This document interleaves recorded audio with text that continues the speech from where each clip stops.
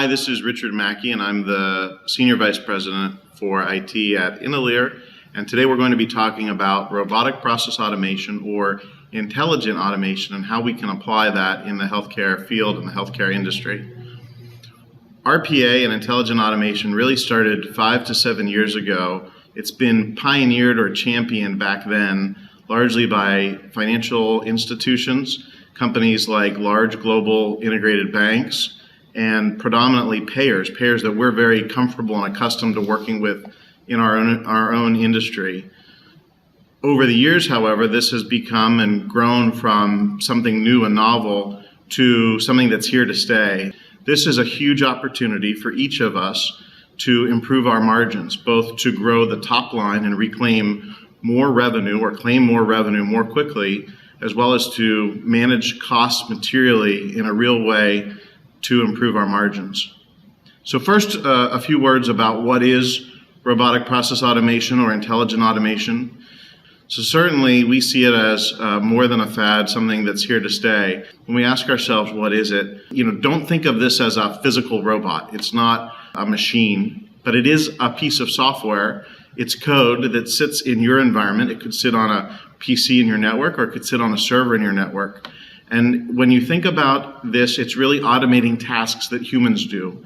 If we think of clerical staff entering notes into a medical record system, if we think about reconciling invoices against our accounts payable ledger or against invoices against our accounts receivable ledger, these are all common tasks that people have chosen to automate with bots. And we'll talk a little bit later in the webcast about specific examples in healthcare. One that I like to share with people early on to help you think about what a bot could do.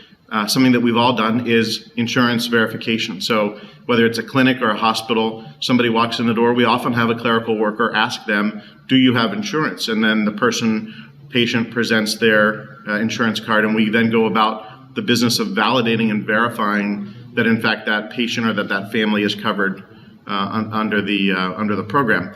We have bots now that can automate that entire process from end to end. So an example of that would be that you present the card and the software recognizes the company that's involved. It reads your name and your member number, group ID, things like that. And then it goes to the specific site, whether it's a leading payer or another payer. It's smart enough to recognize the logo or the name of the company, goes to their third-party website, accesses the information, enters the name, validates whether they actually have the coverage or not, and then can bring that back upon a positive ID, can bring that back and put it back into our medical record system, our financial system for later billing, whatever the case might be. So that entire activity and routine that historically has been provided by a clerical person or a staff member, each of those steps can now be automated by a bot. So we ask ourselves, where do we see RPA and intelligent automation being used in healthcare? In fact, when we look end to end in the common healthcare setting, we see that the majority of tasks and activities, anywhere from 60% on up, can be eligible for automation. So we find that areas like insurance validation, revenue cycle, materials management, all of these areas and including finance and many other parts of the organization are good candidates for automation. We find also that when these bots are deployed that we typically see productivity savings, labor savings in orders of magnitude around 35 to 40%. Really helping to drive a rapid ROI is that these bots, these automated projects are almost like mini projects. They can be deployed in as little as 5 to 6 weeks. And so it's very common to have an ROI on the project's investment where the payback is witnessed or observed in less than 12 months. With significant experience in automation, we are seeing that companies and providers in healthcare are looking at areas of opportunity, not just on the back office, but also in the front office. Increasingly, as we think of value-based care, we think of bundled payments, the complexity with which we manage our business and the decisions that we're asking our clerical team to make and to take, whether it's around scheduling procedures or around billing and cost management for those procedures. Many of these tasks have become increasingly complex. The advantage of bots is that they don't make mistakes. They're accustomed to dealing with large variables, complex variables at one time, and can make the right decision each and every time. So we're seeing great success in being able to take some of the newer, more complicated scenarios that we have in healthcare today and being able to automate those using bots. And the advantage to that is that we can improve the margin, not just on the bottom line where we're dramatically reducing cost, but also on the top line where we're able to get at revenue more quickly because we're taking advantage of software to let the computers and the machines do the tasks that they do best while we free up humans and our colleagues to do the work that they enjoy and find the most fulfilling.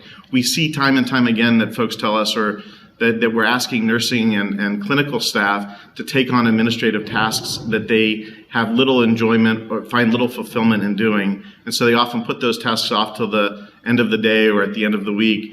We find that our biggest champions, our biggest proponents after we've introduced these bots and this form of automation is in fact the people that we're freeing up from having to do those mundane tasks. Those are the things that they didn't go to school, they didn't become a clinical care provider to do with their work. So that's been the big success and the big surprise for us in the work that we've done. What I would say in terms of a wrap up in terms of lessons learned, we have found that this is not a fad. This is here to stay. Automation has become something that has gone from other industries where these eligible tasks have really penetrated, so that in some of the more mature industries that started this, the financial institutions, the payers, they have 70% of their eligible tasks are automated. In healthcare today, it's in the single digits. So we're really at the beginning of the implementation curve, and we have quite a bit of runway and an opportunity to expand this practice much further beyond what we've seen already. Our advice is to focus on not just back office opportunities. Don't just focus on trying to take labor out of the equation, but really focus on those opportunities that can dramatically increase revenue or get you to the revenue more quickly, as well as to get you to significant material cost reductions more quickly. The payers and the other members of our industry have been doing this for some time. It's not uncommon for payers to have hundreds of bots, an army of bots, working to manage their claims on their end. It's time for providers in our industry to also be able to benefit from that kind of investment and that kind of technology. Our message is that whether you're a small provider or a large, this technology is affordable and within reach. There's very little barrier to entry, and this is a good, right time to be looking at bringing this new best practice into your organization if you haven't already.